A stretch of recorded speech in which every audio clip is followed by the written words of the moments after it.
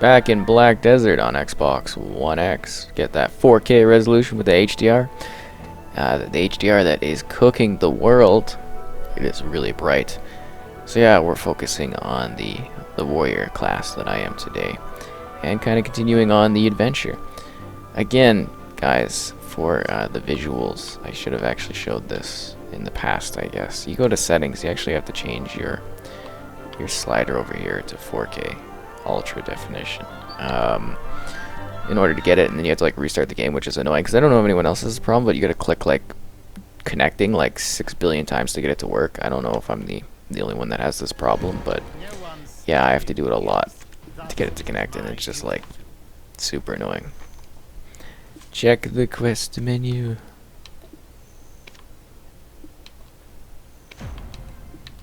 Do I chat with this guy again to get this quest going? Yeah, okay. You should be careful too. Defeat the group of steel imps around the altar of Agris. No problem. Is he going the right way? I guess he is. So I guess some people didn't like the sort of Fable trail. Oh, they do have an HDR contrast. Did they just add this? This might be new. HDR contrast, HDR max brightness. I'm not going to give you a suggestion for changing it because I think every TV kind of is a little bit different in how it handles stuff. But yeah, that's definitely there. General settings. So you can change your navigation type if you don't like, you know, what's available. There's different options here, guide, ferry, and stuff like that. Because I know some people were complaining about whether or not you could take that off last time. And then there's controller vibration settings. And yeah, I've been having some fun with the beta, I think. Putting a little bit more time than I thought I would have into it, because people seem to be responding to that. What does that guy say? It's so bright in the background. Node Manager, cool. But yeah, I think it's a pretty expansive, interesting title. You know, I think it's quite a bit of fun. And I think it's something you should maybe try. We don't know if it's finally gonna be free to play at the end of it. But yeah, the beta definitely is. So I wonder if they'll do more beta events. Because I think this one was sort of almost surprising, I want to say. Like, I didn't know about it until like the day of, because I'm not really following their social channels. And they did say that the full release of the game would follow shortly after the beta event, and this was during their E3 event. They had I guess an Enter the Abyss, I think it was called, or something like that event. And I was one of their VIP whatever people. I got to go backstage and get a free poster. I think I got a poster. I know, I got like a bag of stuff. They ran out of the stuffies though. I think I mentioned that. I was kind of pissed off. Like, I wanted a big stuffy. And I kept like trying to play the game. I was on like they had one console that you could try there, one Xbox One console backstage. Like no, it's not backstage. So the setup was like this big lobby area, and they had a lot of consoles set up that you could go and check out the game. Because the Xbox One version was like... the Xbox One was like, you know, the main sort of focus of this event. I don't think it was too massive, but there was quite a bit of people there. So they had the lobby, and then there was food upstairs or whatever. So that was supposed to be pretty cool. And then I was in like this little VIP section in the back. It was pretty empty at the start. I was one of the first people there, if not maybe the first. They had a cool little bartending area, so I got some Stella Artois. I always get Stella at these kinds of events because it's like, they usually don't have a rum and coke, which is what I usually partake in. But they'll usually have a Stella Artois, and I'll pick that drink because I think it sounds fancy when I say it. I don't know. I feel intense when I get it. But actually, you know, it tastes pretty good. Stop swinging against the air. But yeah, that's what I get, and that's what I had. I got a few of. There was like some weird like table snacks. They have like crackers, but there wasn't really like something that you could make a fun kind of cheese and crackers with. I don't know. It was sort of a weird thing in that regard. And then it did fill up quite a bit, and I talked to like the Samsung mobile release person or something. I don't know. And I think there was like a Samsung head of TV division or something there. And the guy's just like wanted the spot to sit down, so he saw me near me, and he's just sitting there with his head. He's like just tired. It's pretty funny. So we didn't say much, just said hello, and yeah, exchanged business cards and stuff like that. So interesting. But they were there because of the connection to the mobile title, the mobile version of Black Desert being revealed and stuff like that. Which makes a lot of sense if you think about it. My A button is just so messed. Ugh. Anyways, yeah, so that's that. And then we got like kind of goodie bags, and then we got to watch the presentation. So that's kind of where I got my a lot of my details from during that presentation. They sort of talked about you know, the game, and they say that the plan, was to do like a beta event in the fall. I wasn't sure when in the fall. I was actually kind of assuming like October or something. And then they wanted to release the game shortly after, or like right after, based on the feedback. I think it's sort of in a ready state aside from the HDR and needs to be adjusted, but yeah, I mean, it's not bad. I haven't really encountered any sort of bugs or anything. I know some people have mentioned some questing issues, but that's nothing too bad that they can't just patch while they're, you know, while the game is just available for people. I guess I should have like a health potion or something. But yeah, just kind of giving context to where I got most of my information for this game. I don't know if it's going to be free to play. I think it might be a smart idea to do that, but even then I don't think the PC version is very expensive to jump into. I know it was like a premium when it first came out, but we'll have to see, right? When they've officially announced things. They just kind of drop stuff usually, this group, so you know, we'll see what happens with that. Yeah, very interesting. And then they talked about the release of the game, and they were asked, because there was a Q&A session too as a part of it. Yeah, it was so awkward. Okay, so we did the VIP thing, right? We're chilling in the back area. I'm trying to play the game, and the PR lady kept like we were actually chatting the whole time and stuff, and then she kept kind of having people like go on it in front of me, and I was just getting pissed. And then as soon as I get on it, which was like after the talk kind of event, I think it was after the talk event, might have been beforehand, I have no idea. But as soon as I get on it, it's like, oh, we need to let other people play the game, and I'd only played it for like, I think about 8 minutes. I was just pissed. I was like, oh, come on. So yeah, that's how that went. And then the actual show itself was hilarious, because like this is the first time they've done it, and you can kind of tell, because when they got there, well, I don't know if this was their fault. It was probably the theater's fault. Fancy theater too. You think they'd have their shit together there. You know, the theater, not them. But yeah, so basically, like some of the videos didn't have audio. Sometimes the sync was off. It was just kind of a hilarious mess. And then they did a Q&A, and that's where they talked about the console releases. So they were asked specifically, you know, is it coming to PlayStation 4? And they're like, we'd like to put it on as many consoles as possible. But they kind of like sort of stuttered and little backtracked about it, and they said, we're focusing on the Xbox One release and their mobile title. So I imagine, you know, kind of just by the talk of that, they're probably already working on a PlayStation 4 version of the game. I mean, you'd be silly not to go into that market.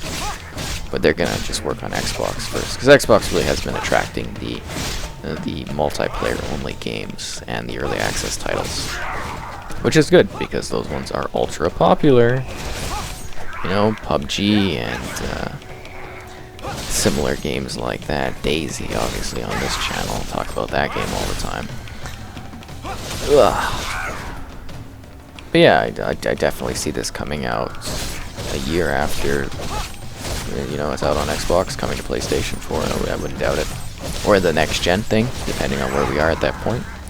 Gotta remember the next generation is upon us. I'm expecting a lot of backwards compatibility and a little bit of a longer cross-gen this time around, though. So we'll see how that plays out. Cross-gen is the moment, you know, kind of that transition period where games sort of release on next and last-gen platforms. So yeah, that it should be a very interesting time. I like last time it was like really, I don't think it was that long, under a year probably for titles coming out on both. I know there was Black Flag and yeah, Creed Black Flag, Call of Duty Ghosts, and Lego Super Marvel and some other ones. Hard to remember, and then they made the transition, but I think it's going to be a little bit rockier and longer this time because we're going to have a shorter generation. You can definitely tell with these mid-gen refresh consoles that we've been getting. So that aside, I'd like to talk about the Warrior class, which I might throw into the title at some point in this one. So Warrior is all about sort of hacking and slashing and shield-based things. A little bit lesser on the particle effects than the other classes. We've got sort of the shield that we can use as a bit of a buffer, secondary attack to kind of give you a little bit of a stun, a little bit stepping stones, like neat footwork basically. And I guess I'll show off the skills after I kill this guy. Cool. Kind of get an idea of what is available. A lot of slashing and hacking type things with a little bit of defense options with your, again, your shield combination. See the main options here. Again, we've got those striking icons as a part of this. Lots of heavy hits, damage, you can throw kicking in there.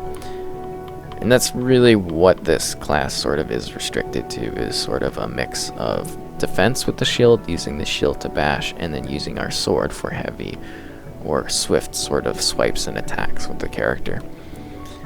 Sort of a very standard kind of skill set. I mean, that's just kind of at a basics of kind of looking at this class and what it offers when you're playing the game. I prefer it because I like that close and personal combat style in games. I like to be in the action. I don't want to sit back and kind of let other people do things. I really like to be active. This might as well just be a video called Slashing Imps. 50 imps, it's just ridiculous. That's like busybody work, like seriously. But, yeah, I mean, that's sort of just a standard outlook on the class. You can go into more technical details at some other point, I guess, maybe with the full release.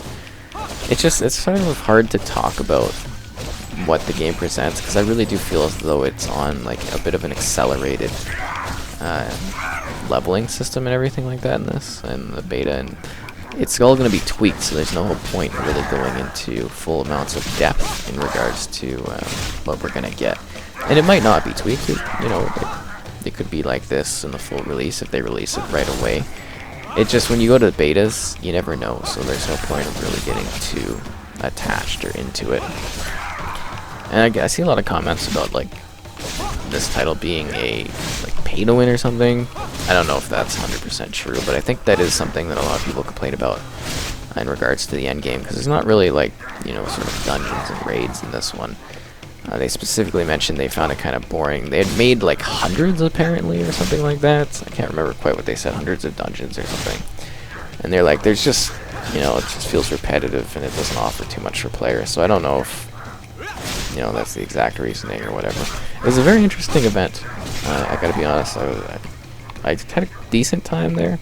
And then afterwards, another funny thing is, the lineups for the food were crazy, and I don't think there really was any food at all, so I didn't even get to eat at that event, which is like a huge deal when you're at E3. So you basically almost pick and choose your events based on the type of food you're gonna get, because it sounds weird, okay? So you have limited days when you're at E3.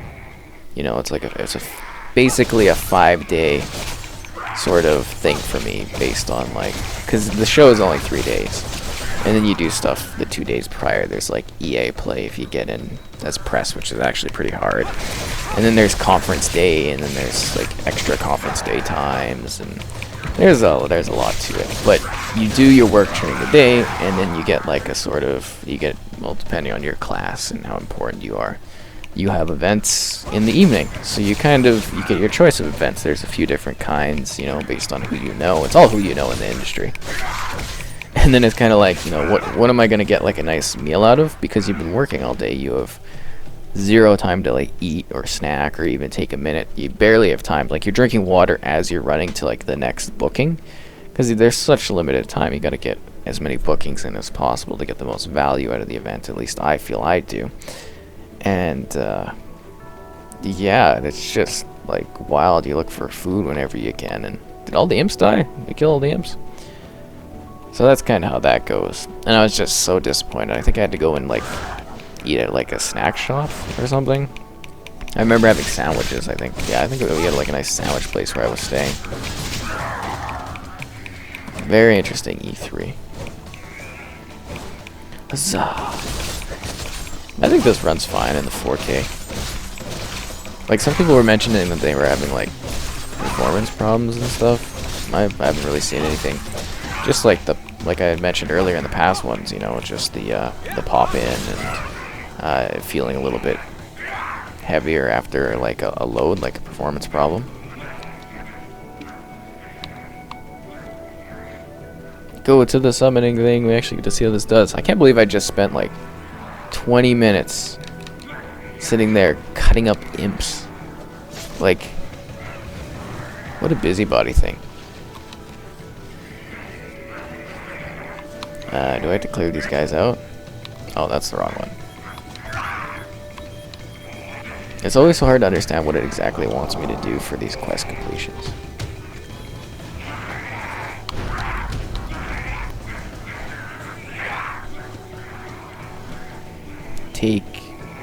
Oh, we have to go into feats and then take staffs, I guess. Oh my god.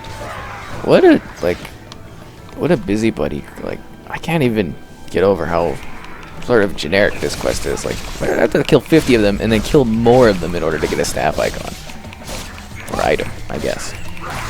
This seems kind of lazy of a quest to me. Like, a really padding time quest. Sort of bothered by that. Is it just me, or is it actually taking more time to level now? I don't know. Maybe they adjusted things. It's hard to tell over the weekend. Jeez. I'm just like totally in the Hitman vibe. Because that's all I've been doing.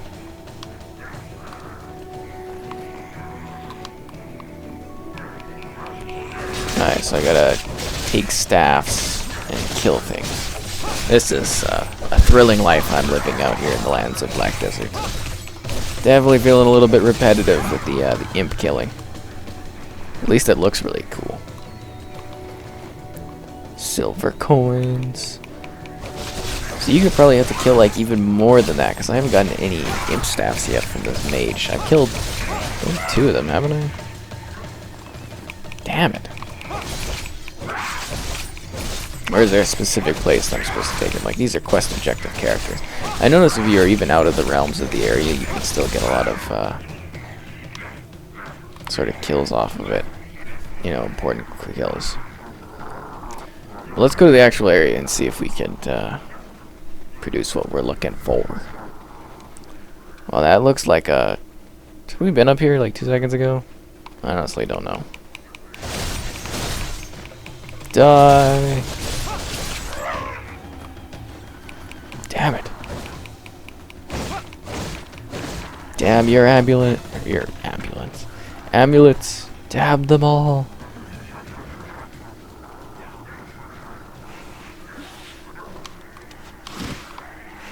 What is this thing?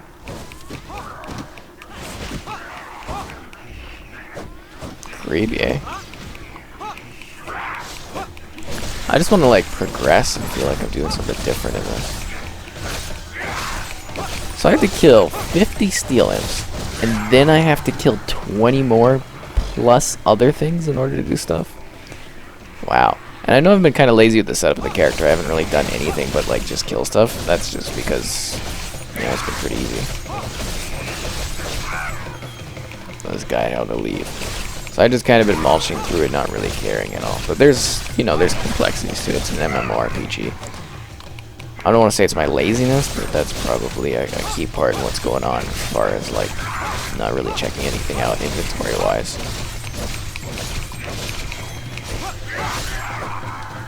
I guess I could take a look at that. Briar shoes.